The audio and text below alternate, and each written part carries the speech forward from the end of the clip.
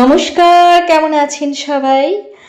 আবারও চলে এসেছি নতুন কিছু সস্তা ট্রিপ নিয়ে, যাতে আপনাদের ঘরবাড়িও পরিষ্কার থাকবে আর এখান থেকে টাকাও সঞ্চয় হবে।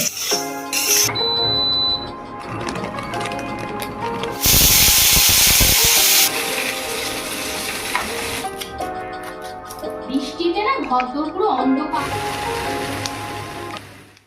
আজকের আলোচনাটাই পুরোটা যুক্ত থাকলে আপনারা বুঝতে পারবেন কত সহজে ঘর থেকে আমরা অনায়াসে টাকাও সঞ্চয় করতে পারি, আর সামান্য সাদামাটা কিছু জিনিস দিয়ে ঘরকেও খুব সুন্দরভাবে কিন্তু আমরা ম্যানেজ করতে পারি আর খুব সুন্দরভাবে সাজিয়ে তুলতে পারি। ঘরোয়াভাবে একদম দুর্দান্ত স্বাদের ঝাল সিমুই রেডি। বড় ছেলেকে স্কুলে যখন নিয়ে গেছে তখন কিন্তু বৃষ্টি পড়েনি, আর এখন কি বৃষ্টি শুরু হয়েছে। আর এই যে বাবি ওকে রেডি করাচ্ছে, আর ওইদিকে বাইরে ভীষণ জোরে বৃষ্টি শুরু হয়ে গেছে। এই যে এই দেখুন, দেখেছেন কি অবস্থা, পড়েই যাচ্ছে বৃষ্টি বৃষ্টি বৃষ্টি বৃষ্টি। তো বৃষ্টির কাজ করবে, তাই না? তা বলে কি সব কিছু থেমে থাকবে? থেমে তো থাকবে না। গুড মর্নিং বন্ধুরা, শুভ সকাল। আমি শুক্লা, আবারও চলে এসেছি নতুন দিনে নতুন একটা ব্লগ ভিডিওর সাথে। চলুন সঙ্গে থাকুন, দেখতে থাকুন, আশা করছি ভালো লাগবে। এই যে এদিকে কিন্তু ছোট বেটু স্কুলের জন্য রেডি হয়ে গেছে, আর এরপরে টিফিনটা দিয়ে দিই। চলুন, বৃষ্টি এই যে আর এখন এত জোরে বৃষ্টি হচ্ছে। বাই বাই সোনা।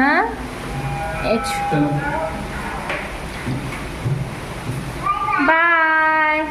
হ্যাঁ, এসো এসো, দৌকা দৌকা। এই হচ্ছে এখানের বৃষ্টি, জানেন, সব সময় এইরকম। যত এখন চললো, যত দিন যাবে বৃষ্টি কিন্তু ততই বাড়বে এখানে। এই যে চাদরটাকে না পেতে নিয়ে এই ঘরে চাদরটাকে চেঞ্জ করছি আজকে। আর এই যে বৃষ্টিতে না ঘরদোর পুরো অন্ধকার দেখাচ্ছে। এবার বৃষ্টি পড়ুক আর যাই পড়ুক, চাদরটা তো চেঞ্জ না করলে ভালোও লাগে না। টিপস নাম্বার 1, যেটা ঘরে থাকবে সেটাই সুন্দর করে সাজিয়ে রাখতে হবে। চাদরটা তো চেঞ্জ করে নিয়েছি, এরপরে ওখানের বালিশগুলো সব এখানে রেখে দেবো। বর্ষাকালে আমি এরকমই করি, বেশি বালিশ টালিশ বিছানার মধ্যে যে সাজিয়ে রাখলাম সেরকম খুব কমই করি, কারণ যতটা সম্ভব এখন কাচাকুচি একটুখানি সামলে করতে হবে। যতই হোক শুকোতে অসুবিধা, তো চারিদিকে শুধু বিরক্ত লাগে। না হলে যদি জামা কাপড় খুব বেশি ভিজে থাকে না, তাহলে ভালো লাগে না। যাই হোক, রাত্রেবেলায় মোটামুটি মেলে দিলে সকালবেলা পর্যন্ত শুকিয়েই যায়। চলুন এরপরে একটু খাওয়া দাওয়া করে নিই, আর তারপরে আবার আপনাদের সাথে ফিরে আসছি। আর এই বৃষ্টির মধ্যে সব থেকে কষ্ট লাগে যখন বাচ্চারা স্কুল যায়, তখনই খারাপ লাগে, কিছু করার নেই। সব সময় মনে হয় বেশি দামি জিনিস থাকলেই ঘর খুব সুন্দর দেখতে লাগে।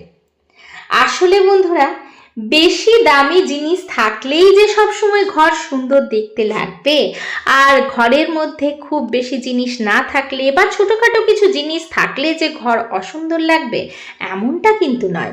কিছু ছোট ছোট জিনিস যা আমাদের ঘরকে সব সময় খুব সুন্দর পরিপাটি করে গুছিয়েও রাখবে, আর তার থেকে আমরা অনেকটা টাকাও কিন্তু একটু একটু করে সেভিংস করতে পারবো। কিভাবে সেভিংস করব আর কিভাবে আমরা পরিপাটি রাখবো, আজকে আমি আপনাদের সাথে সেটাই আলোচনা করব। প্রথমেই টিপস নাম্বার 1 হচ্ছে যেটা আমাদের টাকা সঞ্চয় করবে, সেটা হচ্ছে সব সময় ঘরের টিফিন বানিয়ে দেওয়ার চেষ্টা করতে হবে। বাচ্চাদেরকে বাইরের খাবার না খাইয়ে চেষ্টা করতে হবে ঘরের থেকেই টিফিনটা বানিয়ে দিতে। এটা পুষ্টিও থাকবে, হেলদিও থাকবে। টিপস নাম্বার 2, ঘরে দেখবেন মাঝে মধ্যেই কিন্তু বিছানার চাদরগুলোকে একটু চেঞ্জ করে দিতে হবে, আর বিছানার চাদরগুলোকে বেশ সুন্দর করে সকালবেলায় উঠে পরিপাটি করে গুছিয়ে রাখতে হবে। বিছানাটা যদি পরিষ্কার পরিচ্ছন্ন থাকে, ঘরও কিন্তু খুব সুন্দর দেখতে লাগে। এই যে সব পরিষ্কার করে নিয়েছি। আসলে টিফিন করার পর ভোরবেলা কাজের পর যদি একবার না পরিষ্কার করা হয় তাহলে হয় না। আর এটা কিন্তু আছে, তো যাই হোক এটাকে ফ্রিজে ঢুকিয়ে দেবো। চলুন, টিপস নাম্বার 3, ঘরে যদি গাছ থাকে তাহলে ঘর কিন্তু বেশ সুন্দর আভিজাত্যপূর্ণ লাগে। চেষ্টা করবেন ঘরের মধ্যে বড় বড় পাতাওয়ালা গাছ ঘরের কর্নারের দিকে রাখতে, তাহলে দেখতে কিন্তু ভীষণ ভালো লাগে।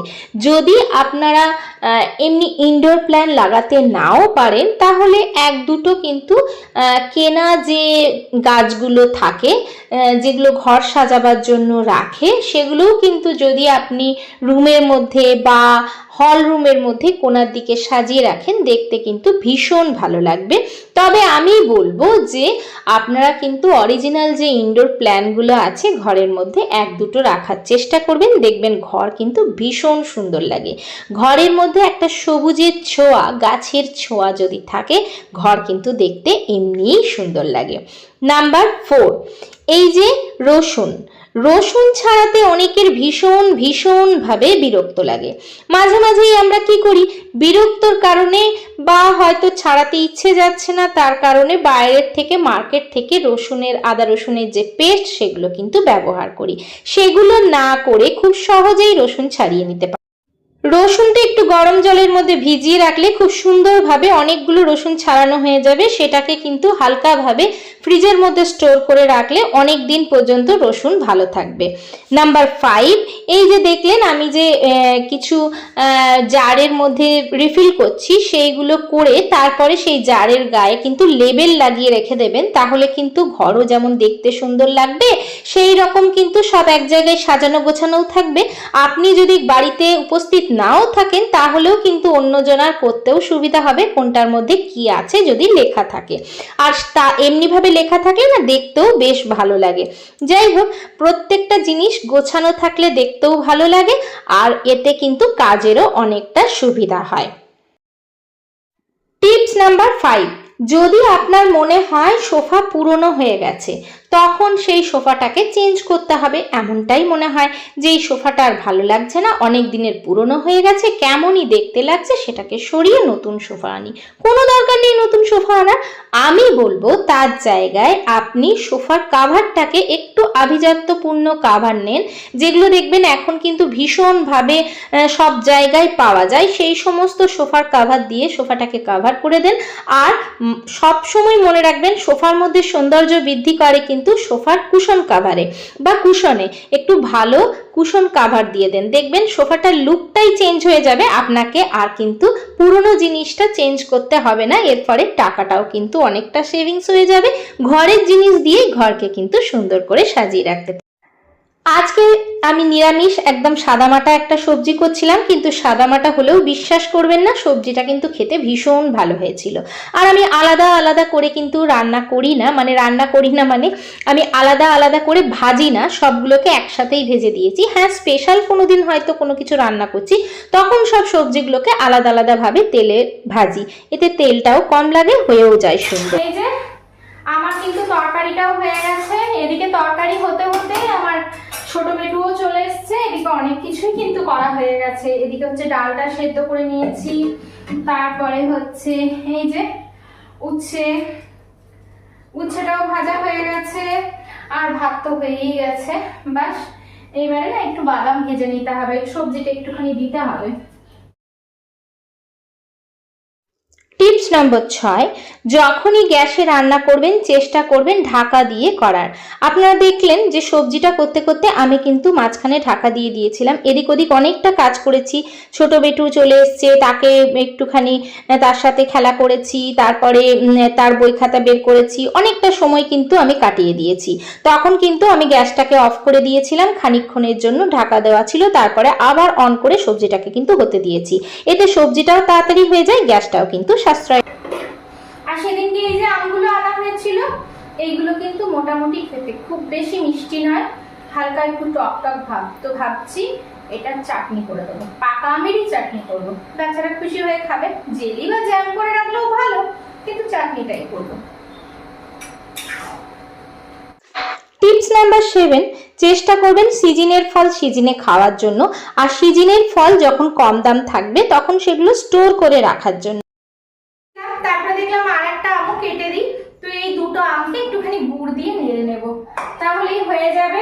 ওইদিকে ছোট ছেলেকে একটু স্নান করিয়ে এলাম, বৃষ্টিতে অনবরত অন্য সময়ের থেকে সিজনের জিনিস সিজনে কিনলে দামটা কিন্তু অনেকটা কম পড়ে, এতে কিন্তু সাশ্রয়ও হয়। টিপস নাম্বার 8, এই যে কাঁচি ছুরি এগুলো কিন্তু মাঝে মাঝে ধার কমে যায়, তো সেগুলোকে তখন আমরা ফেলে দেওয়ার কথা ভাবি আর একটা নতুন নেওয়ার কথা ভাবি। পুরনো কাঁচি বা ছুরিকে এরকম করে অনায়াসেই কিন্তু ধার করা যায়। এই যে এরকম করে ওষুধের ফাঁকা প্যাকেটগুলোকে আপনি যদি কাটতে থাকেন, অনায়াসে কিছুক্ষণের মধ্যেই দেখবেন কাঁচিটা কিন্তু ধার হয়ে গেছে। অবশেষে বলবো, চাল ধোয়া জল না ফেলে সেটা দিয়ে স্কিন পরিষ্কার করবেন, চুল ধোবেন এবং গাছেও দেবেন। এতে আপনার গাছের জন্য সারও হবে, মানে গাছের পক্ষে এটা ভীষণ উপকারী, চুলের জন্যও ভালো, স্কিনের জন্যও ভালো। ঘরের জিনিস দিয়ে ঘর থেকেই আপনি উপকার পাবেন, এইভাবেই কিন্তু অনেকটা টাকা সাশ্রয় করতে পারবেন। আজকের ভিডিওটা কেমন লাগলো জানাতে ভুলবেন না। ভালো লেগে থাকলে লাইক, শেয়ার, সাবস্ক্রাইব করে পাশে থাকার অনুরোধ রইল। সবার জন্য অনেক অনেক ভালোবাসা, আন্তরিক শুভেচ্ছা জানিয়ে আজকে এখানেই শেষ করছি। দেখা হচ্ছে পরবর্তীকালে নতুন ভিডিওর সাথে। ততক্ষণ পর্যন্ত টাটা।